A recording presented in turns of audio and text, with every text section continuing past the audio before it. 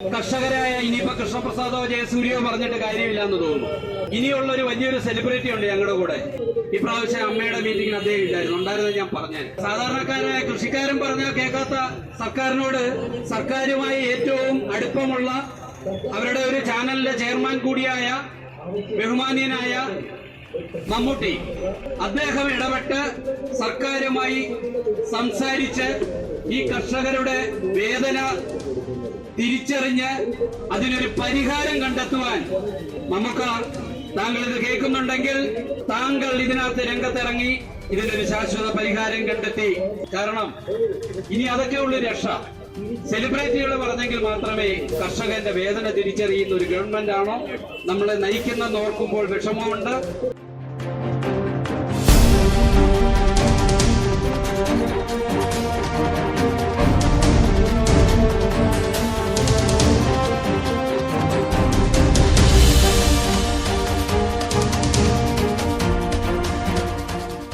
ഇവിടുത്തെ കർഷകൻ കഷ്ടപ്പെട്ട ഉൽപ്പന്നത്തിന്റെ വില കിട്ടുവാൻ എന്ന് ചോദിക്കുമ്പോൾ വളരെയധികം ക്രൂശിക്കപ്പെടുന്ന ഒരവസ്ഥയിലേക്ക് എത്തിക്കുന്ന സർക്കാരിനോട് ഞാൻ ഒരു കാര്യം പറയാം.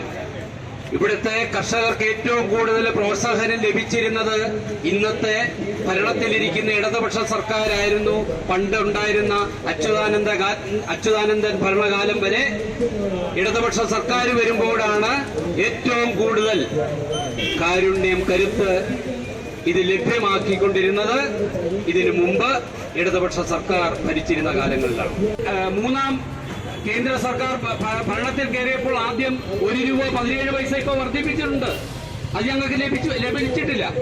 അതിനി അടുത്ത പ്രാവശ്യം അതും ഇനിയും കുറയ്ക്കുമോ എന്നുള്ള ഒരു പേടിയിലാണ് ഞങ്ങളെ ജീവിക്കാൻ അനുവദിക്കും. കർഷകൻ എന്ന് പറയുന്നത് ഏത് രാജ്യത്തിന്റെയും വ്യാവസായിക സാമ്പത്തികമായ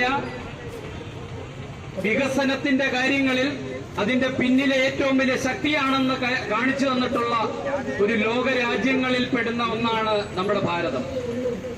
സാമ്പത്തികമായ ബുദ്ധിമുട്ടുകൾ പല പ്രാവശ്യങ്ങൾ ലോകരാജ്യങ്ങളിൽ ഉണ്ടായപ്പോഴും അതിന്റെയൊക്കെ മുന്നിൽ നമുക്ക് പിടിച്ചു നിൽക്കാൻ പറ്റിയത് സ്വയം പര്യാപ്തതയോടുകൂടിയുള്ള ഒരു കാർഷിക സമ്പത്ത് നമ്മുടെ ഭാരതത്തിനുണ്ടായി എന്നുള്ളതാണ്.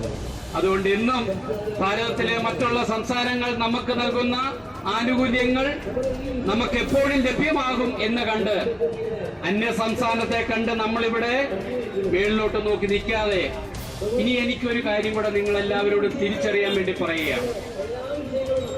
ഇന്നിപ്പോൾ കർഷകരായ ഇനിയിപ്പോ കൃഷ്ണപ്രസാദോ ജയസൂര്യോ പറഞ്ഞിട്ട് കാര്യമില്ല എന്ന് തോന്നുന്നു.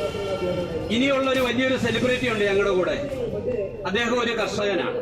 എന്നെ കാണുമ്പോഴെല്ലാം കൃഷിയെ പറ്റിയൊക്കെ സംസാരിക്കാറുണ്ട്. അങ്ങനെ ഉണ്ടെങ്കിൽ ഒരു കാര്യം അദ്ദേഹം ഇനിയും ചെയ്യണം.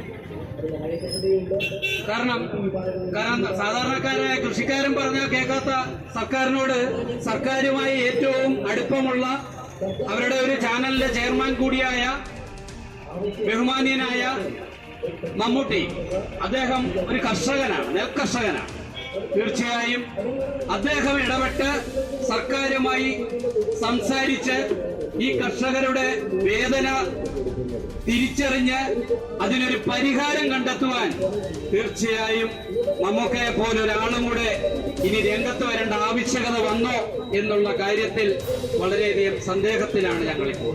അതുകൊണ്ട് മമ്മൂക്ക, താങ്കൾ ഇത് കേൾക്കുന്നുണ്ടെങ്കിൽ ഇപ്രാവശ്യം അമ്മയുടെ മീറ്റിംഗിന് അദ്ദേഹം ഉണ്ടായിരുന്നത് ഞാൻ പറഞ്ഞാൽ, തീർച്ചയായിട്ടും പറഞ്ഞാൽ.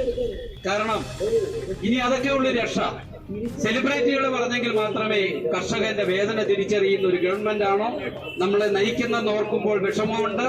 നമുക്ക് താങ്കൾ ഇതിനകത്ത് രംഗത്തിറങ്ങി ഇതിനൊരു ശാശ്വത പരിഹാരം കണ്ടെത്തി കർഷകരെ സ്നേഹിക്കുന്ന, കർഷകർക്ക് ആശ്വാസം പകരുന്ന ഒരു സർക്കാരായി ഇതിനെ തിരുത്തണമേ എന്ന ഒരു അഭ്യർത്ഥനയാണ് ഈ തരുണത്തിൽ ഈ കർഷകർക്ക് വേണ്ടി ഞാൻ എല്ലാവരുടെയും മുന്നിലേക്ക് സമർപ്പിക്കുന്ന ഒരു കാര്യം.